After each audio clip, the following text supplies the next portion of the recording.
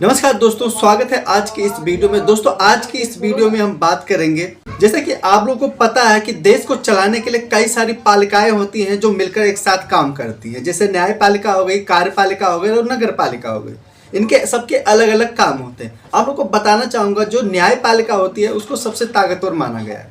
इसी चीज़ को समझने के लिए मैंने सुप्रीम कोर्ट के कुछ महत्वपूर्ण फैसलों पर बात करेंगे और साथ में कुछ ऐसे उदाहरण को लेकर हम बात करेंगे, डिस्कस करेंगे, ताकि आप ये समझ सकें जो न्यायपालिका है वो सबसे ताकतवर कैसे होती है।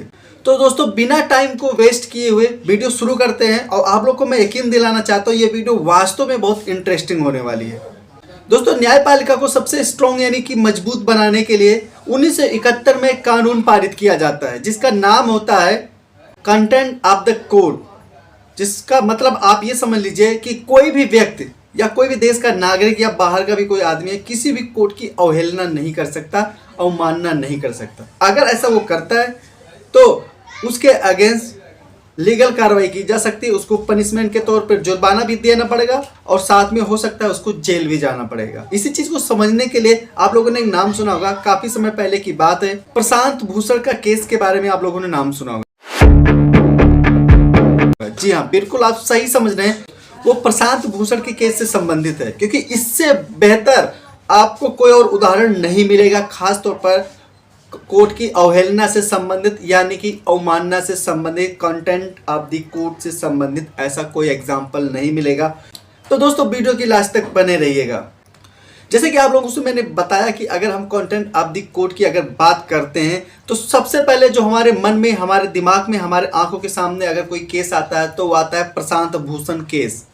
क्या था प्रशांत भूषण का केस? आखिर क्यों उनके ऊपर कंटेंट का मामला चलाया गया था? उन्होंने क्या ऐसा किया था? इन सब के बारे में बात करेंगे हम। जनहित कार्यकर्ता और वकील प्रशांत भूषण और भारत के सुप्रीम कोर्ट से जुड़े मामले ने व्यापक बहस और जांच को जन्म दिया। आइए कानून की इस महत्वपूर्ण लड़ाई के तर्कों को, तथ्यों को, परिणामों को सरल शब्दों में समझते हैं। प्रशांत भूषण अवमानना के मामले में अभिव्यक्ति की स्वतंत्रता और न्यायपालिका के अधिकार के बीच नाजुक, जबकि न्यायालय ने सम्मान और प्रतिष्ठा को बनाए रखने के लिए, अपने अधिकार को बरकरार रखा। मामले ने लोकतांत्रिक मूल्यों की रक्षा और खुली मामलों के बहस को बढ़ावा देने के महत्व को भी रेखांकित किया। दोस्तों और आगे बढ़ते हैं और जानते हैं ट्वीट और अदालती कार्रवाई।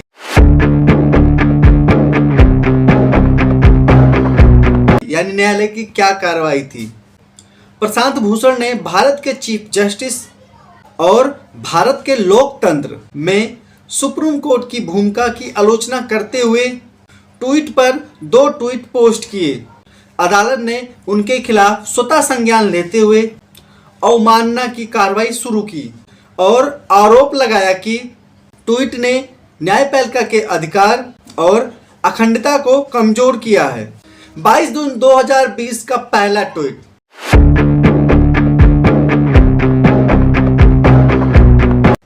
भारत के चीफ जस्टिस नागपुर में एक राजनीतिक दल के सदस्य की महंगी मोटरसाइकिल की सवारी करते हैं बिना मास्क या फिर हेलमेट पहने।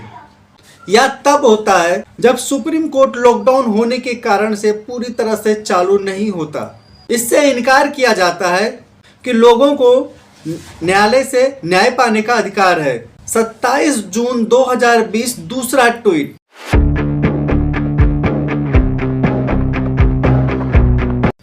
पहले 6 वर्षों में औपचारिक आपातकाल के बिना भी भारत में लोकतंत्र को नुकसान हुआ है। इतिहासकार इस गिरावट में सुप्रीम कोर्ट की भूमिका को याद रखेगा, खासकर पिछले 4 चीफ जस्टिस के कार्यों को।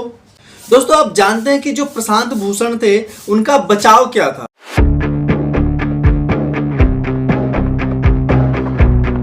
दोस्तों कार्रवाई के दौरान भूषण ने तर्क दिया कि उनके ट्वीट भारतीय संविधान के अनुच्छेद 19(1)(a) के तहत गारंटीकृत अभिव्यक्ति की स्वतंत्रता द्वारा संरक्षित वैध आलोचना की अभिव्यक्ति था। उन्होंने दावा किया कि न्यायाधीशों यहाँ तक कि चीफ जस्टिस के आचरण पर सवाल उठाना न्यायालय को बदनाम करने के समान नहीं होता है। आइए जानते हैं आखिर इन सभी दलीलों को सुनने के बाद में कोर्ट ने अपना फैसले में क्या कहा। दोस्तों, हालांकि सुप्रीम कोर्ट ने भूषण को अदालत की अवमानना का दोषी पाया। इसमें जोर देकर कहा कि हालांकि निष्पक्ष आलोचना स्वीकार है, न्यायपालिका पर दुर्भावनापूर्ण हमलों ने जनता के विश्वास को कमजोर कर दिया है। न्यायालय ने इस बात पर भी जोर दिया, आलोचना संवैधानिक सीमाओं के भीतर होनी चाहिए और निंदनीय और आक्रमण वाले बयानों में सीमा पार नहीं की जा सकती। दोस्तों, अब जानेंगे प्रमुख कानूनी सिद्धांत क्या थे या क्या हैं। दोस्तों, इस मामले ने अभिव्यक्ति की स्वतंत्रता और न्यायिक स्वतंत्रता के बीच संतुलन के संबंध में महत्वपूर्ण प्रश्न उठाए।